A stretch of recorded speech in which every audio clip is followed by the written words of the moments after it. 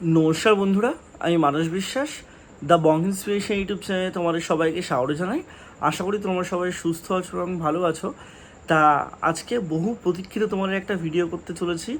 WB কনস্টেবলের যে final result তোমাদের কবে দিতে পারে, ওবিসি যে কেসটা সরকারের তরফ থেকে তুলে নেওয়া হলো এবং গতকাল রাতেই তোমরা দেখেছো যে 17% থেকে 7% যে ওবিসি সংরক্ষণ সেটা দেওয়া হচ্ছে, ওবিসি এবি বলে কোনো কিছু আর থাকছে না। সেটা নিয়ে মানে এটা কি তোমাদের রিক্রুটমেন্টে কোনো প্রভাব পড়বে, এবং তোমরা নানাবিধ কথা আমাকে জিজ্ঞাসা করছো। তা আজকের ভিডিওতে আমি একটা একটা করে তোমার সব পয়েন্টগুলো বলবো, তোমরা ভিডিওটা শেষ পর্যন্ত দেখো।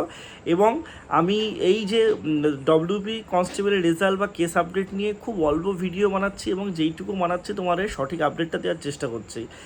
একটা কথা তোমাদের বলি, তোমরা ইতিমধ্যেই জানো যে এটার সমস্ত কিছু প্রসেস কিন্তু ভোটের আগে কমপ্লিট হয়ে গেছে, এবং তোমাদের এই যে সিভিক ভলেন্টিয়ারদের যে কেসটা, ইডব্লিউএসদের যে কেসটা, এই সমস্ত কেসটাই কিন্তু হয়েছে ভোটের আগে।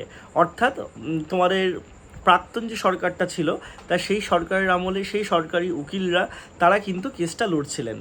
তা তোমরা অনেকেই দেখতে পেয়েছো যে রিসেন্ট টাইমে অনেকে তোমাদের অনেক রকমভাবে মানে কি বলবো উল্টোপাল্টা বোঝাচ্ছে যে সরকারের কোনো উকিল আসছে না, তার মানে তোমাদের এই কেসটা মিটবে না, ঠিক আছে, সব কিছু হবে, এই হবে তা হবে। তার আগে আমি তোমাদের একটা কথা বলে দিই, দেখো তোমাদের ডব্লিউপির দুর্নীতিমুক্ত মঞ্চ থেকে, যৌথ মঞ্চ থেকে বিভিন্ন স্যাররা বিভিন্ন জায়গায় তাদের লোকাল বিধায়ক থেকে ডেপুটি সিএমের থেকে শুরু করে সব জায়গায় তারা কিন্তু ডব্লিউপি কনস্টেবলের কথা তারা বলছে, ডেপুটেশন জমা দিচ্ছে যে এটার যাতে ভালোভাবে হয়। কিন্তু একটা কথা মাথায় রাখো, তা সত্ত্বেও তোমরা দেখতেই পেয়েছো যে ডিএ নিয়ে যেদিন আলোচনা করার কথা ছিল, অনেকেই কিন্তু বলেছিল যে যেদিন হচ্ছে ডিএ নিয়ে আলোচনা হবে বা সোমবারের যে ক্যাবিনেটের বৈঠকটা, সেই বৈঠকে তোমাদের ডব্লিউপির রেজাল্ট বা ডব্লিউপির কেস নিয়ে আলোচনা হবে, তা সেটা কিন্তু স্বভাবতই হয়নি।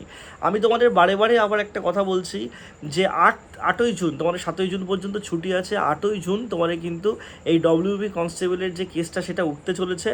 সরকার সবে গঠন হয়েছে, মাত্র 10 দিন মতো হয়েছে। সরকারি যে উকিল, সেই সরকারি উকিল 1-2 দিনের মতো হয় না।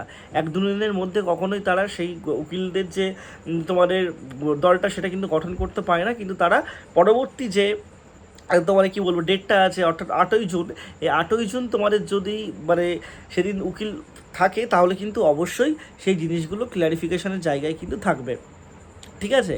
তোমাদের অনেকে মিসলিড করছে এবং এটা সত্যি কথা। ওবিসি কেসের জন্য আজকে 2.5 বছর ধরে তোমরা ঝুলে আছো।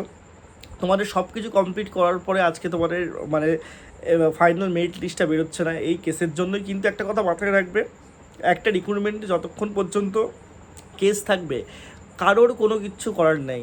তুমি আন্দোলন করো, যাই করো, তোমরা অনেকে আন্দোলনের কথা বলেছো, সমস্ত কিছু বলেছো, সব মানছি। তোমাদের ফ্রাস্ট্রেশন, তোমাদের দুঃখ কষ্ট বেদনা সব মানে সব কিছুই মানছি। আমি তাও বলছি, যতক্ষণ পর্যন্ত আন্দোলন চলবে, আন্দোলন চলা যতক্ষণ পর্যন্ত তোমাদের মানে সরকারি উকিল সেই জায়গাটায় না পৌঁছাবে, তারা না শুনবে, ঠিক আছে, তোমার আন্দোলন করে কোনো কিছু হবে না।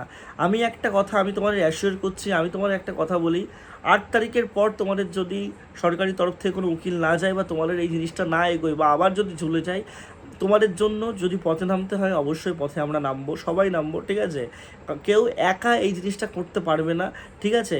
অনেকে মিলে, সবাই মিলেই সব, তবেই কিন্তু এই জিনিসটা হবে। কিন্তু আমি একটা কথা বলি, নতুন সরকার ঠিক এসেছে এবং তাদেরকে কিন্তু সব কিছু সেট আপ করতে টাইম লাগবে। 1 সেকেন্ডের মধ্যেই তারা যেমন ডিএ দিতে পারে না, 1 সেকেন্ডের মধ্যে তারা সব কিছু করতে পারবে না। আর তাদের সময় দিতে হবে, সেই সময়টা তারা নিচ্ছে। প্রায় 1 মাস পরই তোমার 8ই জুন তোমাদের কিন্তু সরকার গঠন হওয়ার পর তোমাদের যে শুনানিটা আছে, ততদিন পর্যন্ত তোমার ডব্লিউবি কনস্টেবলের কোনো আপডেট নেই। অনেক রকমভাবে পশ্চিমবঙ্গের প্রত্যেকটা নেতামন্ত্রীর কাছে তারা কিন্তু মানে বিভিন্ন স্টুডেন্টরা যাচ্ছে, ডেপুটেশন দিচ্ছে, অনেক স্যাররা যাচ্ছে, ডেপুটেশন দিচ্ছে। তারপরেও এই অবস্থাটা হয়ে আছে একটাই কারণে, যে তোমাদের কিন্তু কেস হচ্ছে। সেই কেসটা আশা করি তোমাদের মিটে যাবে বা ফাইনাল প্যানেল প্রকাশের কথা বলে দেবে। এবার আসি ওবিসির ব্যাপারটা। দেখো, আমি আবারও বলছি, অনগোয়িং কোনো রিক্রুটমেন্টে যেগুলোর মেন পরীক্ষা বা ইন্টারভিউ হয়ে গেছে, সেগুলো নিয়ে কিন্তু কোনো অসুবিধা হবে না ওবিসি কেসের। এটা পরবর্তীতে কোনো কিছু হলে সেটার জন্য কিন্তু ওবিসির এই ব্যাপারটা মেনে চলবে, কারণ বিপিএসসি তোমাদের জুডিশিয়াল সার্ভিসের একটা এক্সামিনেশনের তোমাদের এই একদিন আগেই তোমাদের কিন্তু একটা নোটিশ জারি করেছে বা রেজাল্ট দিয়েছে, সেখানে কিন্তু দেখতেই পেয়েছো ওবিসি বি এটা কিন্তু ছিল। ঠিক আছে, অতএব তোমরা এতটা মাথা ঘামিও না, তোমাদের ওয়েট করা ছাড়া কোনো উপায় নেই, 8ই জুন পর্যন্ত তোমাদের ওয়েট করতে হবে। সবাই সুস্থ থেকো, ভালো থেকো, তোমাদের জন্যই কোনো কোয়ারিজ লাগে আমাকে নিচে কমেন্ট বক্সে জানাও, আমি তোমাদের বলবো। ধন্যবাদ।